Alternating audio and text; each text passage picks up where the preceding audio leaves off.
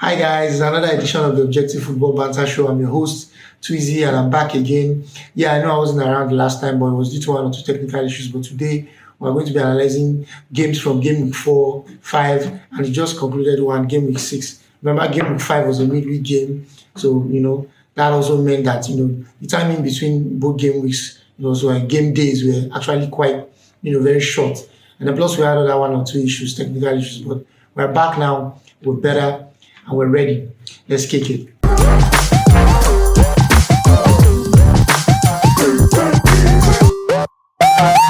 Yeah, so I'll begin with the events that just occurred, in the just concluded game week. Although occasionally I'll be backtracking to, games that were played midweek and of course last weekend, and the impact also of the transfer window as well. So, it might be a little bit packed this episode, but just sit back, relax, and I'm sure you're going to have fun. This is football heritage. Manchester United ran out 3-1 winners against Arsenal. Trust me, I am super impressed with what I'm seeing in Manchester United. I think that, they are really beginning to turn a corner. I think that things are really beginning to look up. They've won 4 games in a row, of course, including the win against Arsenal.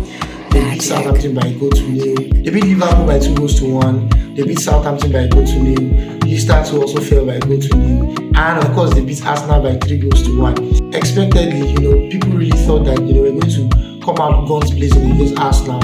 And they did, and they were really impressive. I would say that Arsenal dominated much part of the game. Though, but you don't get prizes for dominating, do you?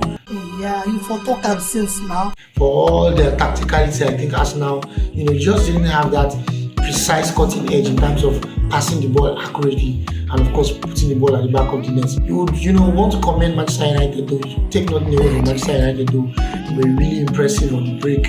I think Ten Hag has figured out that, you might not need to play from the back, play a high line, and all that intricacy. You might not need that now. You might just have to work with the players that he has at the moment and then, fine-tune it to see if they can play a pattern that suits the squad. So, in essence, you have players like Rashford, Sancho, suddenly benefiting from the new approach of the manager. He's not planning to pass the ball from the back. He's not trying to be intricate. He just wants somebody in the middle like, Eriksen, who would throw, spray those delicious passes, and then the runners in behind will just go for the count. And I think it was a very wonderful approach, and it's worked for them so far. They were able to get Leicester on the break. They were able to get Southampton on the break. They did it, really saw it at first against Liverpool when, they just sat back, waited for Liverpool to lose the ball, and then they just went on the counter. And it's really been effective. So you have to give it actually to Manchester United. They've really, look like they've turned the corner. All they probably need now is just consistency. And, I think they will cause a lot of problems for a lot of teams this season. Disadvantage to that though maybe they really get to play a team that possesses the ball, like say maybe Manchester City, that doesn't lose the ball very often, and then they have a striker who can finish the ball, like the robots they just got at Manchester City, Erling Haaland. Hey coach. It might really be difficult for them, but I think generally there aren't much teams in the Premier League currently, that hold the ball for maybe 60-70 minutes, dominate play and score. I don't think there are many more teams like that. Kudos to Manchester United. I'm sure Manchester United fans are excited with what they are seeing. They'll be facing Crystal Palace in the next game week. I'm interested to see how, they keep up, this performance. Personally, I think they will do well. I think the signs are looking bright. Arsenal, for all their, good performances from the beginning of the season, really started to underwhelm, not against Manchester United, but on transfer deadline day. I think a lot of people, Arsenal fans and neutrals and even rival fans alike saw the gaping holes that were in the squad. Arsenal needed to get a central defensive midfielder and a winger. It was obvious. Everybody and their grandma knew that. And for some weird reason, Arsenal were dithering, they were wasting time, they didn't take the transfer window seriously. I also think they were trying to game the window. I think they were trying to look for smart deals that they could get on the cheap. And many clubs saw through that, okay, these guys have money, but they don't want to spend it. They're trying to be smart. So we'll keep our targets instead of selling them. Carlo Mudryk, Douglas Luiz, Leroy Sané, Yuri Tillemans, they were all players who were targeted in the last day of the window. There was talk about Martin Zubimendi, who I personally think is the heir to Thomas Partey. Martin Zubimendi of Real Sociedad, fantastic player. He is the kind of player that I think that Arsenal will need at this time. what was it, Douglas Luiz links? I really can't be asked about Douglas Luiz, to be honest with you. I think he's a good player. I think he may play well if he's in a better system. But I think Arsenal can just do better, I'm afraid. To be serious, Arsenal need someone who can handle the midfield when Thomas Partey is not around. Sammy Lokonga, exciting prospect, passes the ball very well, but just doesn't play with enough intensity, I'm afraid. Mikel Arteta will be proud of how his players have performed, given they've done very well. First 5 games, they won all 5. They've lost to Manchester United, no shame in that. So I think, that character was there, even against Manchester United. It was just a case of, taking your chances when you have them. The thing about all these teams that play high up, all these teams that press, that possess the ball, is that for all your possession, for all your high pressing, if you don't pass purposely, if your passing isn't purposeful, if it isn't accurate, and you don't take your chances, you are going to get caught out.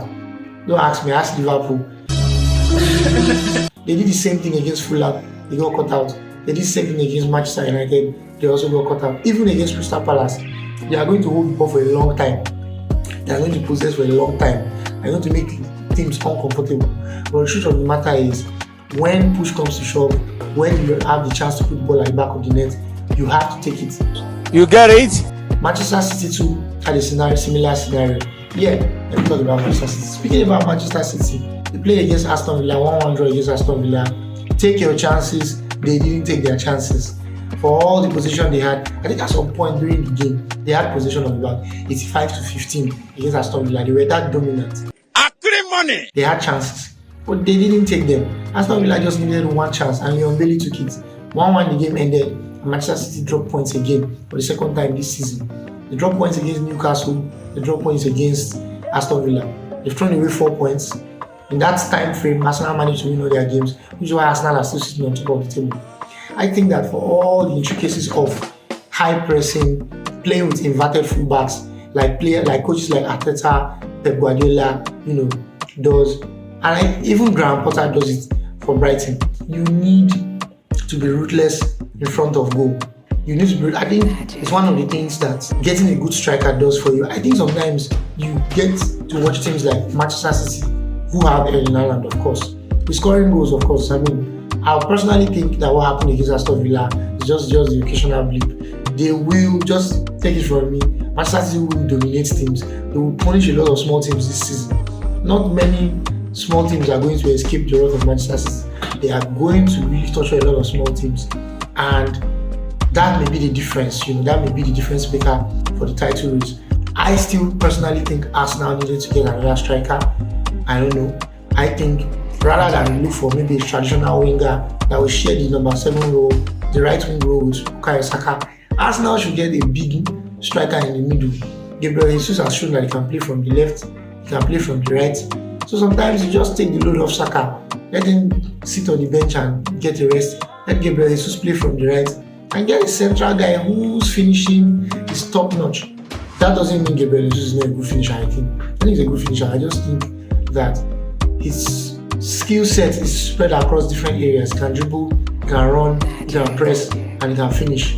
But he cannot finish expertly as maybe a player like Erling Haaland can. The drawback to is that though Erling Haaland can finish, can press, doesn't hold up play very well, doesn't pass the ball very well, but he's very fast and he can finish. And I think when you want a finisher who puts the ball in the back of the net, I think that's just enough. Manchester City are really going to do well. Their last game, they came from 2 goals down to beat Crystal Palace by 4 goals to 2. Impressive showing. Nottingham Forest got tortured. That's just what it was. It was torture. Nottingham Forest, when they rolled over, got tortured seriously by Manchester City. This is what you are going to expect a lot from them. Fantastic, absolutely fantastic. Chelsea Football Club. I really don't know what's going on at Chelsea, to be honest with you. So we don't have the capacity. I really don't know. You have a manager who has spent £275 million in a transfer window and the team still looks shite. That's just the only way I can put it. It's not every day you find someone who spends £275 million and his team still manages to look very average. Bang average, I'm telling you. Take it from me, Chelsea looks bang average. They got Aubameyang in, they got Cucurella in, they got Koulibaly in, they got Fofana in, they got Sterling in. Still look bang average. And chaos. Sorry, Chelsea fans. You guys look bang average. I think that if you give £275 million to a manager like Mikel Arteta, you will see the difference. I'm telling you, considering what he has done in the last 3 years, and in this window and the last window he spent £150 million. This window he has spent £125 million. And you can see the difference. Specific player profiles have been added to the squad, and it's making them look like a stronger unit. What is actually going on at Chelsea? Did you see them against West Ham? They played the first half without a recognized striker on the pitch. They had Armando Broya on the bench. They had Kai Havertz on the bench. I can understand for Kai Havertz because to be very honest, very frank, that guy has been a massive flop. Don't ask me, ask Chelsea fans, they will tell you. Massive flop, I'm telling you. Raheem Sterling really hasn't set the world alight. They got Aubameyang, who got robbed a couple of days before the transfer window ended and had his jaw cracked, which is the reason why he couldn't play despite signing for Chelsea. So I couldn't play. I personally also think Aubameyang doesn't raise the level. Okay, he played for Arsenal, and I think that he just doesn't have the body for the Premier League anymore. Correct me if I'm wrong, but we'll see about that from Chelsea fans. Chelsea fans would like to think they've gotten a good striker in Aubameyang. Well, we would like to think so, but if recent events, recent performances in the Premier League are anything to be believed, Chelsea fans, you guys are going to be in for a really long season. You guys are really going to be in serious trouble because, you have Ben Chilwell. They needed Ben Chilwell, the left back, to come in to save them. He got an assist against West Ham. They went, to Southampton. They lost to Southampton. It was a very poor performance. Southampton came from behind to pick the game 2-1. They were poor. Bali was shambolic again. Cucurella was all over the place. And I think the major part that Chelsea should have addressed was their central midfield. Credit to them, they got Denis Zakaria in. It still doesn't look to me like someone who's going to move the needle. Chelsea just don't look like a team that frightens me anymore. Much like Liverpool. Yeah, speaking about Liverpool, what has happened to Liverpool? It's beginning to look like every single minute, every single game week that passes, it's showing how really stupid it was to let Sadio Mane go. I personally would have given Sadio Mane whatever he wanted and let Firmino go. Firmino is washed, if you ask me. His time has passed at Liverpool, and he should have been, let out of the squad. He should have been shown the door, not Sadio Mane. You get the feeling that Liverpool have sort of lost their fear factor since Mane left. Yeah, you just get that feeling that since Sadio Mane left, people are just not really frightened anymore. And then there is this strange case of Robertson, the left back. He's suddenly playing like a championship level footballer. So poor, he has been playing so poor lately. It's the reason why Tsimikas suddenly has got the nod over him in the last game. Against Everton, they were again poor. I'll not put it down to missing chances. I think they just didn't have that fear factor.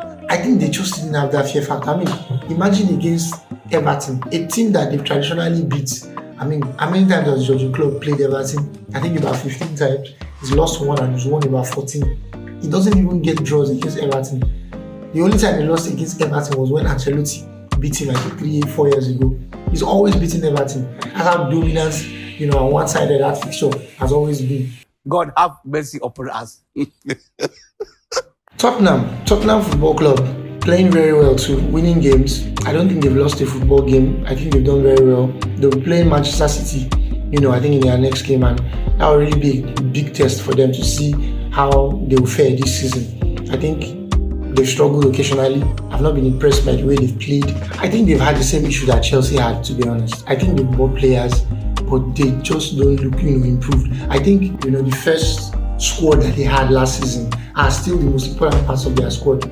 Like, they got players like Richarlison, players like Bissouma. Those guys just don't move the needle for Tottenham. I think Tottenham still needs Harry Kane and Son and Kulusevski to do the job, which makes me really question the transfer window, their transfer plan as well. It will be interesting to see how, especially in the Champions League, how these guys really integrate into the squad. I would like to think if you spend £60 million on Richarlison, you spend 30-something or 20-something million pounds on Bissouma, you would want to see how they really evolve the squad, how they really make Tottenham look more frightening, or with a new layer or a new dimension. But let's see. We'll see about how that happens. Country, I love it. Leicester City. What's happening to Leicester City? 1 point after 6 games. You're not a decent club anymore. Brendan Rodgers was saying after the Manchester United game that his focus now is just to get to 40 points. That's an absolutely terrifying statement to hear if you're a Leicester fan. He's basically saying he's just fighting to survive relegation, not to get relegated now. I wouldn't blame him much. I think the owners didn't reinvest into the squad. I think after spending 3 years and winning the FA Cup, I think he should have been rewarded with at least 60 to 70 million pounds. I mean, look at Nottingham Forest. They spent on at least 19 players. They spent about 160 million pounds. West Ham spent over 180 million pounds, about 9 players. And these are the clubs Leicester City, should be at par with. Yeah, that's just the truth. They sold Fofana for 75 million pounds. They let Schmeichel leave. And, it begs the question, what is really going on at Leicester City? Why are the owners not investing? And that will make me probably update my, teams that are likely going to get relegated. I think Leicester are beginning to look like, a very good candidate. They are not a team that ideally should relegate, but I think the potential is there. I think they have it. Something they really look like they are working hard towards. I can't blame them. They get relegated. Only 2-3 seasons ago, some of their fans, were giving a big on saying that they were rival clubs to Arsenal. They were more new recent occupants of the top 4 or top 6 or whatever these days they call it. And Arsenal were no longer in the running. But look at your Arsenal, Leicester fans. Arsenal are top of the table. And you guys are 1 point, on 1 point, likely to get relegated. If all things being equal, if you guys continue playing like this. It's unfortunate though. I think players like Wilfred Ndidi, I think players like James Maddison, and of course Yuri Tillemans deserve to play at better football clubs. I think Leicester have poorly managed the squad, and I think players like that should leave. I personally will leave by January. They've also, fumbled the bag with Yuri Tillemans. I think they should have sold Yuri Tillemans to Arsenal and cashed in really. They are going to likely lose him for peanuts in January, or maybe even for free next summer, and they will become weaker as a result. I think Leicester have themselves to blame, really. That's what it is. They will be joined, in relegation battle with, teams like maybe Bournemouth. Bournemouth are going to get relegated. Just take it from me. 9-0 loss to Liverpool. It was so sad to see Scott Parker also losing his job as a result, which I don't agree with. I think that it was too harsh. I think losing 9-0, of course, is scandalous, it's painful. I think all the fans who went to see that game should get their, ticket money back. You don't travel to see your team lose 9-0. It's just scandalous. But I think that the owners at Bournemouth are not investing. They are not investing enough. I think they should put a lot of money into the squad. They've not. They got Senesi in, I think, for about 14 million pounds from the Dutch league. A couple of free transfers, and that's it. So it begs the question, where is all the money gone to? They promoted to the Premier League, just like Fulham and Nottingham. Fulham and Nottingham Forest have spent money, huge sums of money. So what is happening to Bournemouth? I think they're not going to stay. I think they're going to get relegated. Just take it from me. Bournemouth and Leicester are now looking like, sure candidates for relegation. But we'll see how that pans out. Money. Bayern Munich, another 1-1 draw. Barcelona beginning to really look like a unit. Great performance against Sevilla. Great performance against Real Sociedad, the week before. Real Madrid still looking efficient, still very strong. I think Barcelona will give them a huge run. Like I've been saying in previous episodes, they will really disturb Madrid this season. But Madrid look very efficient. They look like they were going to beat anybody. Barcelona also look like they will beat any and everyone, but we'll see about that when the Clasico comes around. Think about Spanish League and maybe the German League. Mainly the Spanish leagues. The Clasico pretty much decides everything. You win the Clasico and you're pretty much, if you can get the double, the Clasico, and you're already on top of the table, chances are that you're going to win the league. Not for the Premier League though. I think Premier League is going to really be competitive this season. I think that, and a couple of more wins by Manchester United, they'll really be in the running. How things pan out by the end of October will be very key. October is going to be a key month for most Premier League sides, especially in the top 6. Every squad in the top half of the table, especially the top 6 teams in the Premier League, are not going to play less than 9 football matches. So that's a lot. That's a lot. Arsenal, for example, will play 9 football matches. I think some teams will play 10. It's going to be really packed. How you manage your squad in October, November, just before the World Cup starts, will be very key. Because I think the momentum and the approach to the game will also switch in January when teams return, or late December when teams return from the World Cup. The month of September also is going to be important. The European League games have started. Champions League, Europa League, and Conference League begin, of course, tomorrow down to Thursday, and then the league continues. This has been another edition of the Kids of the Objective Football Partnership. Thank you so much for riding with me. Thank you, for sticking with us, throughout the episode. Promise you to bring more interesting content in the next episode. Until then, stay safe. Peace.